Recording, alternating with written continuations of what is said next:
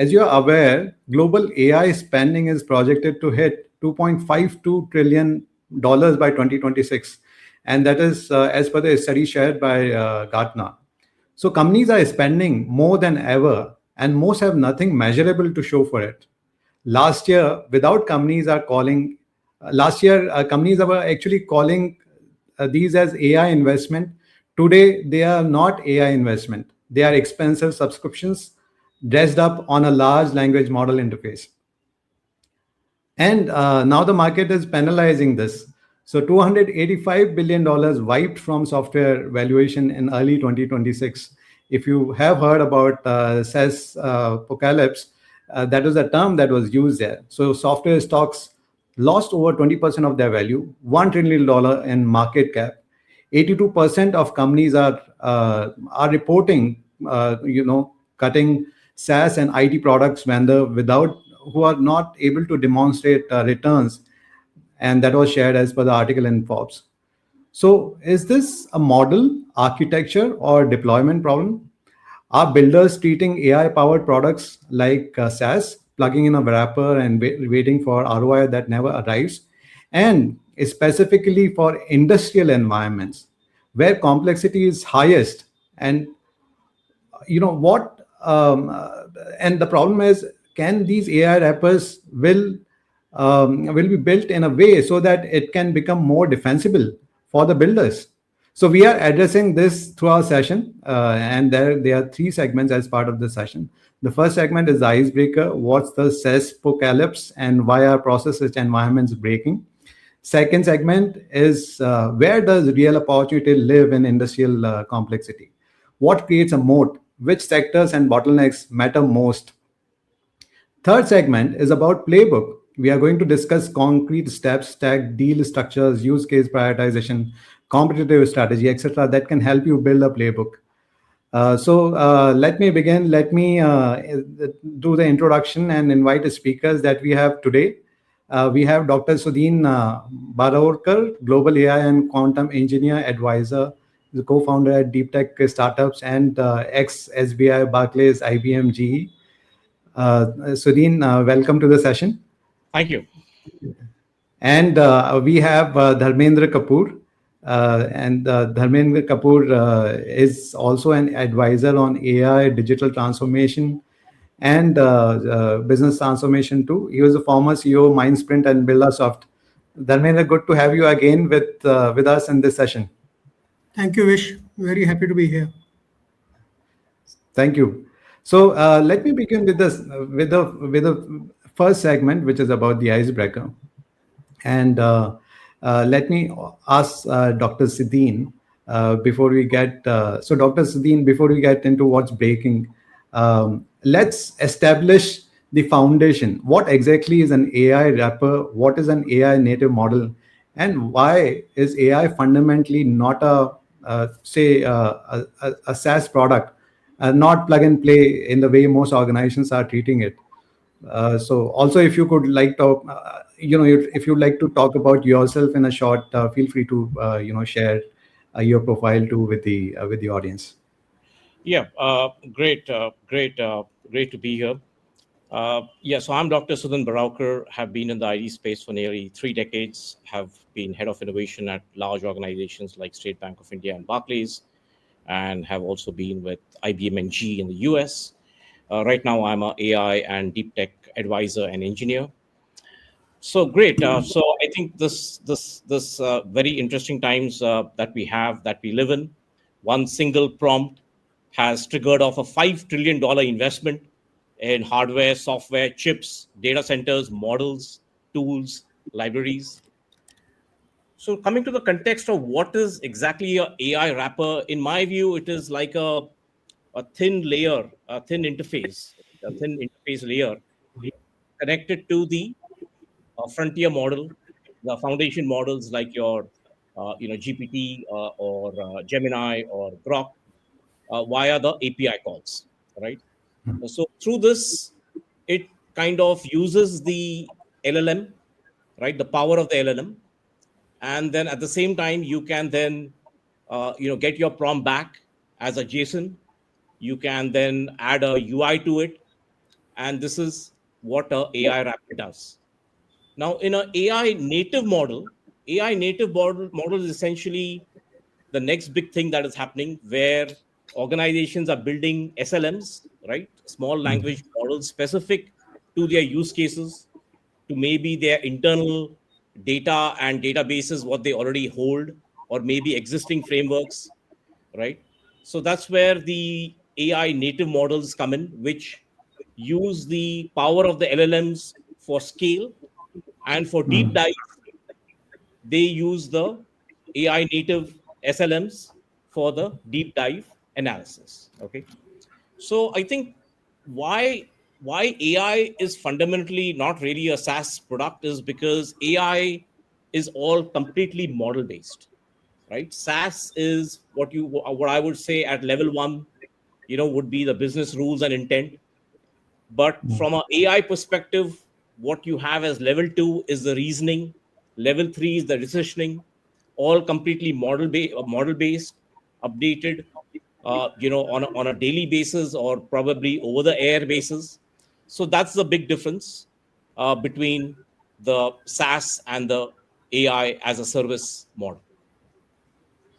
Thank you, Dr. Sudin. I think that's set the context for this session. Let me go to DK, and DK. We talked about SaaS Apocalypse earlier, and we had a discussion as well in this regard.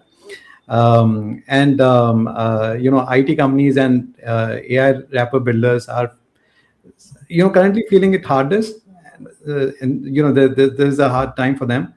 But you have lived through ERP, cloud, and digital disruption.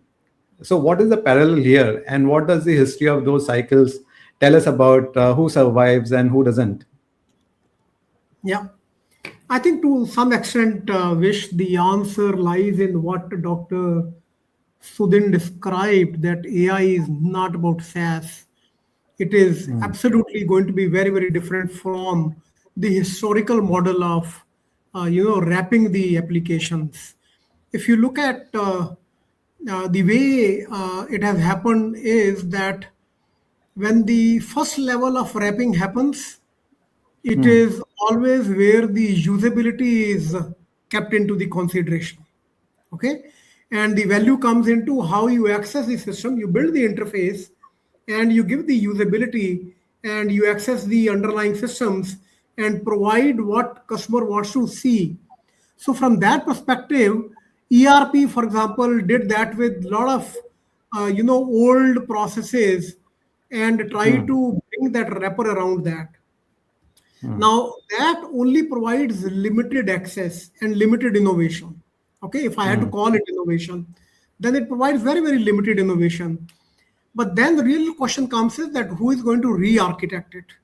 Because it is not about really throwing the interfaces around and putting a good wrapper around it. It would look like that you're trying to put a car engine to a bull cart. Okay, in the first acceleration itself, the whole thing will fall apart. And that is where the challenge was, that after the first acceleration of providing the interfaces, it fell apart because the engine below that was not able to align well with the speed of the cart. Okay, and then you had to re-architect that. So then the whole re-architecture started happening, whether you call it at the time of the ERP or you call at the time of the SaaS, because SaaS came on top of the ERP. And initially they also tried to look at how an ERP can behave like a SaaS. Okay. So then they really started looking at how do we redesign, re-architect the core architecture and bring that into the place. But with AI, the third dimension that even Dr. Sudin talked about is the native intelligence need that comes into the play. Okay. Now, all that wrapping and everything is actually broken by AI. It is exposed by the AI because unless until you build the intelligence, you are not able to really bring about the value that is required. And the value now is all about judgment plus the learning loops, because it is always learning new systems that continue to look at what is happening, learn from the background, learn from the historical, at the same time provide the new elements into find out what are going to be the decisions for the future. Okay, so the value comes there, and that is where the now there is a need of native intelligence. The harsh truth is that historical wrapping is different from AI enablement. Okay, historical piece worked well when the system was static. Okay, when the logic was simple. Okay, and when the underlying systems were stable. Okay, and the problem was static. But with AI, everything is broken from that mold that used to work earlier with the ERP or the SaaS. And now we need to really look at that how it doesn't just execute, but it is able to decide, it is able to predict, and it is able to adapt going forward.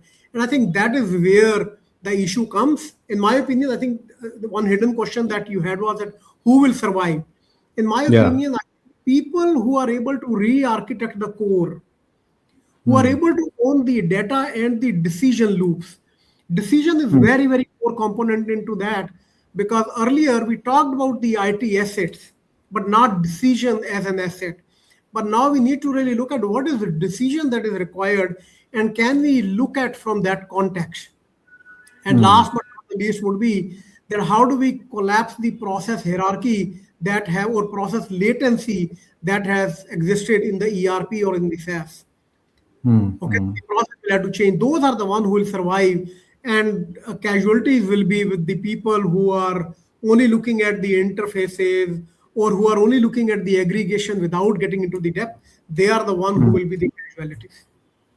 Yeah, that's a great point. So when we look at, say, for process-rich environments, manufacturing plants, energy grids, chemical facilities, what is specifically breaking when you apply the wrapper philosophy? And I'm sure, at the moment, since we talked about most of the discussion that has actually happened within the IT circles, while the real industries were getting sidelined, or they're so if we look at the industrial environment, what do these environments demand that the wrapper model was never designed to deliver?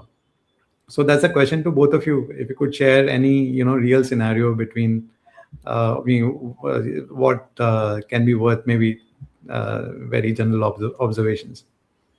Yeah, go ahead, Dr. Sudin, and I will chip into it. Yeah.